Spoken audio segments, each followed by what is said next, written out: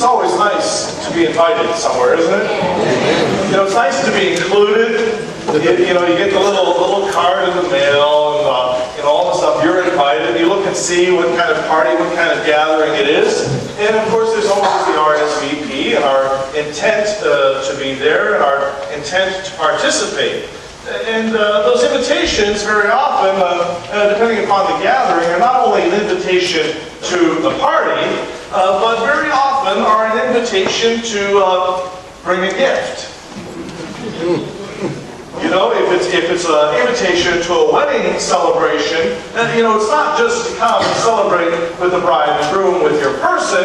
You're supposed to bring them something to help get them started on their life together. If you're invited to a baby shower, it's not just to congratulate the mom and the dad. It's supposed to offer them some support, either in the material or the financial needs that they have as this child is coming into their life. Last week, I received an invitation to go to Baltimore, and so that's where I was last Sunday, joining with the St. Ambrose Church family there, where I was a deacon 14 years ago now. And yes, they still remember me and allowed me to come back. So we joined together, celebrating 20 years of Capuchin friars ministering there in Baltimore City at St. Ambrose. And it was a great celebration and great to be welcomed back. But as I received that invitation in the mail, I said, I'm definitely going. And I put it on my desk underneath the stack of papers. It was a no-brainer to respond, but I didn't do it right away. And lo and behold, last week as I'm getting ready to leave for Baltimore, I get the phone call from the parish secretary. We've not heard from you. Are you coming? I said, yes, I'm definitely coming. I will be there. And it was a great celebration, and thank you for your hospitality to Brother Bill last Sunday. I know he told you the whole boss thing. He's still really my boss, whatever he says. But as we gather today, we're confronted and again invited by the Scriptures to consider our response to God. The first reading from the prophet Isaiah speaks of that feast to which all of us are invited. That feast in which there will be great food, great drink, everything will be well. It sounds like a grand plan. And in Isaiah, not only is there great food and drink, but Isaiah also says, on that mountain, the Lord of hosts will provide a feast for all God's people. That not only the choices of everything to eat, but also that there will be no more tears. There will be no more sadness. And the veil that covers us, that veil sometimes that kind of takes away or clouds our happiness, that veil will also be removed so that we can indeed celebrate well the many gifts of God. And Jesus, as he continues to speak to those Pharisees and the elders of the people, uses yet another parable about those invited to the wedding feast. Now, if the Pharisees and the elders and the chief priests didn't get it by now, they're never going to get it. And as Jesus tells yet this third parable about the feast, those who were invited to the feast are the chief priests and the elders and the scribes and the Pharisees and the whole people of Israel. They were invited into the fullness of God's plan, into the fullness of God's feast, into the fullness of God's banquet prepared just for them as God's chosen people. But some still refused. Some said no. And so Jesus comes into the scene and says, you know what? That because some have said no, there's still room at the table.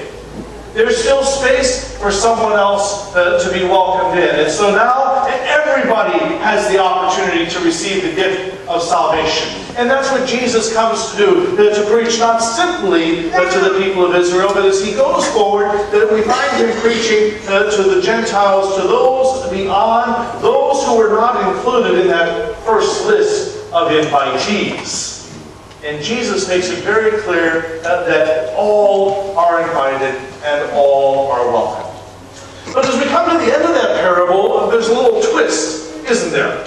They invited people from all over the place, every road, every place they could find someone, and brought them in not wearing a wedding garment. Now, you would think, if you're inviting anybody and everybody, that it wouldn't matter what they're wearing, right? You get what you get. What you see is what you get. You know, if I'm out there working in the garden and I got mud on my jeans and my t-shirt's ripped and all those kinds of things, and you say, come to the feast now, and you don't have time to change, you get what you get. But there's something else going on in this story, sisters and brothers. It isn't simply what they've got on the outside. It's what they're wearing on the inside. It is what's going on inside their hearts, inside their minds, inside their internal disposition. And all those who were invited, all those who came to that wedding feast, everybody understood why they were there. They were there to celebrate. They were there to share in a great banquet. They were there to be involved in something great and wonderful. And one of them, one of their company, comes in with a very different attitude.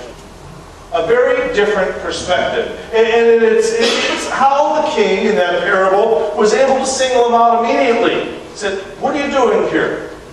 This is a wedding feast. This is a celebration. This is a party. Why are you coming in here all sour and dour and ugly looking and all of those things, that not ugly on the outside, but ugly by way of attitude?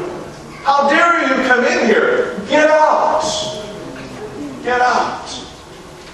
Many are called, few are chosen, is how the story ends. Sisters and brothers, as we gather here today, we've all been invited to share in the gift and the bounty of God.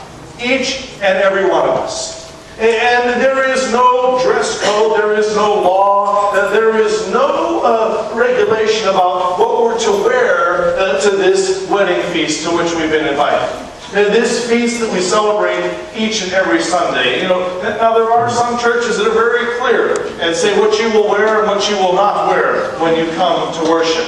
And I'm not so concerned about what we wear as much about as what we wear presents an attitude that we might have. The question is, did we bother to take the time before we left the house today to realize what we're about to do? Did we bother to give ourselves over to some time of prayer and preparation and anticipation of what we were going to do when we came to hear God's Word? Did we prepare ourselves to be in the presence of the Almighty, Divine, wonderful God who became flesh for us and gives Himself to us as food? Are we prepared for that?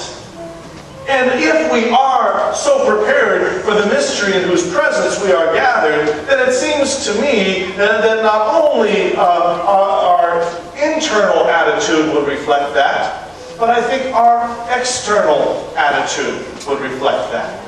It isn't what we wear, it's who we wear. You see, listen, if we go back to St. Paul, over and over again, St. Paul makes it very clear, our attitude must be that of Christ. And we heard that in the great Philippians hymn last week, though he was in the form of God, Jesus did not deem equality with God something to be grasped at. Jesus didn't come into the world thinking He was all that. But He was. But He didn't need to use that over and against anyone. Jesus came to share the good news and invite others to the banquet so that they too could be all that. So we too could be all that God wants us to be.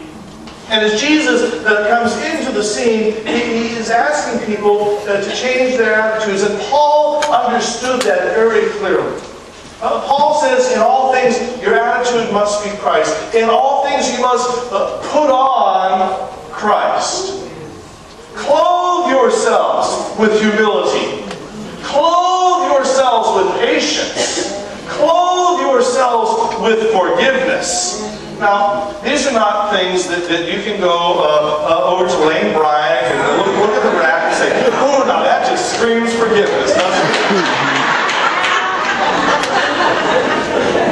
You know, these aren't the things that you go down to Urban Gear and say, man, these jeans just say patience, don't they?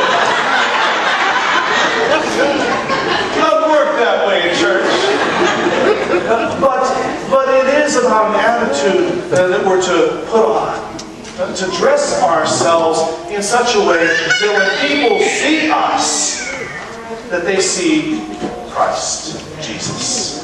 So that when people come into this church, they encounter not us only as an individual, but something of the Spirit and the power and the presence of Christ and what God has done for me this past week. You know, I don't know about you, church, but sometimes no matter what you try to do to set your own schedule and your own life, it just doesn't work. You're at everyone else's beck and call, everyone else's schedule. And I have to confess this week, sisters and brothers, that I was kind of at the schedule and at the direction of my uncle, who, by God's grace and mercy, passed Friday night. Suffering with cancer for 2 weeks, or for 2 years, and just in hospice this past week. But everything from last weekend through this week has been like, well, what are we going to do? How soon? When is it going to happen? How do we get prepared? How do we make ourselves ready? And I'm going to just tell the story of my family last week. My aunt and my cousins, as they were praying through all this and trying to deal with all this, and you know, when we face death, we get a little weird. You know, we just don't always think clearly. But as we're working and praying through all of this, they said, well, we've got everything set up for Monday. He hasn't died yet. It's as though things were going to fit in this schedule. They had set up this schedule in their mind that this is the day that's going to work for us. And I just kind of chuckled and I said, yes, wouldn't it be nice? I said, you're forgetting one thing. There's a little conversation that Uncle Ray and the good Lord have to have. And they're the ones who will decide when that's going to happen. But we find ourselves sometimes so overwhelmed by the stuff around us that we can't stay focused, that we can get distracted, and we find ourselves caught up in stuff that otherwise we would not ordinarily find ourselves thinking and doing. And I think sometimes when we come to church, we bring all that stuff with us. All the stress and mess of this week, we're dealing with, whether it's our youngsters, whether we're dealing with aging parents, whether we're dealing with the stress of our job. Just last night, someone was speaking about this morning that there were 4 gunshots fired like 3 houses down from them in the middle of the night. They couldn't sleep the rest of the night. How do we deal with all that? And what happens when we bring that to church? Are we wearing our grief? Are we wearing our anger? Are we wearing our upset? Are we wearing our impatience? Is that what folks see when they look at us? Because, sisters and brothers, if that's what folks encounter when they encounter us in church, then we have a duty and an obligation, in a sense, to do what was done in the gospel parable today, to bind them hand and feet and throw them out. Because that's not why we're here. Where Jesus uses extreme examples to kind of shock us into action, to shock us in a way of being so that we can be different than we would be on our own. And as we come into this church, as we come to this banquet, what do folks see? Do they see a scowl on our face? Do they receive a welcome at the door? Do they receive an invitation to, here, come sit by me? What do folks see? What do they experience? What are we wearing when we come to church? Are we wearing those virtues of patience and understanding and forgiveness and kindness? Or are we so caught up in our own wardrobe, in our own things, that we forget to remember what Christ has asked us to put on? Put on His very self. Take on His very being, to be Christ for one another. That becomes the challenge for each of us. Whether it's in church, or whether we go back to work tomorrow morning, or whether we're going back to school, wherever we find ourselves, when people see us, what are we wearing? What are we wearing? And how do we convey to them something of what we've encountered and experienced of the risen Lord when we gather here this Sunday? it is for us today an opportunity to look at God's invitation to each of us once again. What has God invited me to? Why did I come here? What has been my experience here? But why do I go to church? Why do I pray? Why do I have a relationship with God? Why do I do any of these things? Is it because our parents told us that we needed to do these things when we're little? That works till we're about 17. And then we try to make our own way. And sometimes we get lost as we make our way. And sometimes we have to be patient with one another as we make our way. But I think we always have to be there, standing at the door, clothed with Christ's welcoming embrace. So that no matter when or how God makes that invitation again, that they might not only be able to respond, but be able to be supported in that response. Notice in that parable, they go out twice. They go out the first time. Everybody who was invited was called in to the feast. They said, no, I'm not coming. And there was another invitation made. There was another opportunity made. Jesus gives all of us numerous opportunities to respond to the invitation to God's grace and God's mercy. It isn't a one-time deal. That maybe today I can't do it. Maybe today I can't say yes to what God's asking of me. Maybe today I don't feel the strength and the courage. Maybe today I can't do it, but tomorrow is another day. Tomorrow is another opportunity for God to work something great in our lives. Tomorrow is another opportunity for us to say yes and to accept the invitation that our God offers us. To make our very own RSVP. And the best thing about our RSVP to God is that the gift has already been given. God has already made the gift. God has invited us to God's banquet and God's party, and God has given us the gift. Talk about a God who doesn't quite make sense to us. We heard in Isaiah, God's ways are not our ways. We get invited to God's banquet, and God gives us the gift. We get invited into God's house, and God gives us what we need. What are we invited to do? To simply come dressed for the occasion. To find ourselves clothed with those virtues on which Paul speaks so often and so well. And you know what? The good thing about when we clothe ourselves with Christ, it's not an outfit that we outgrow. It will always fit. It will always have a perfect occasion. So the next time you're fixing to go out somewhere and you say, I don't know what to wear. I don't know what to put on. And you know what the response needs to be from those who hear you? Well, all you got to do is put on Christ and you'll be good to go. No matter where you're planning to be, whether it's in church or at the club, whether it's at school or at work, put on Christ above all things, and you will always be dressed to the nines. Sisters and brothers, today we're invited to a wedding feast. We're invited to a banquet in which God offers us all plenty good room to come in and sit down, to be fed, to be nurtured, to be nourished, to be strengthened, so that we can go out and invite others to experience the same things that we have. And when they give us that excuse, I don't have anything to wear. All you got to do is say, come on, I've got something just your size. It's God's love, it's God's mercy, it's God's grace. And believe me, one size from our God does fit all.